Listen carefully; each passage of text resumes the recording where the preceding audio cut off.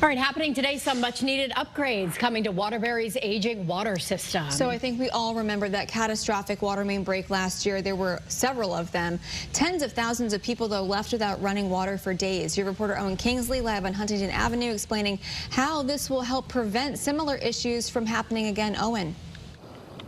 Well, good morning, guys. Huntington Avenue right behind me. It's going to be closed for the week ahead while they replace something called a butterfly valve. This piece of hardware, it's about this wide, 30 inches, and a new one means that it should be able to prevent any future breaks from taking water away from tens of thousands of people. Now, there were two massive water main breaks last year. We saw in October and then again in December that left many Waterbury residents out to dry.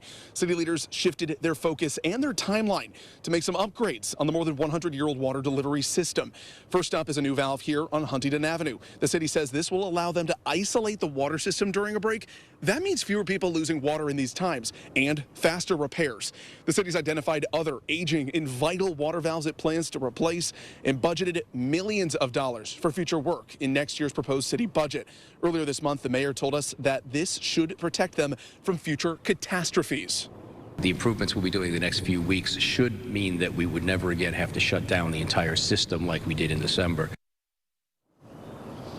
Again, the expected timeline here, 1 week to replace this important critical valve here on Huntington Avenue. No one's expected to lose water during this process. Your reporter live in Waterbury, I'm Owen Kingsley, Channel 3 Eyewitness News. All right, Owen, thanks.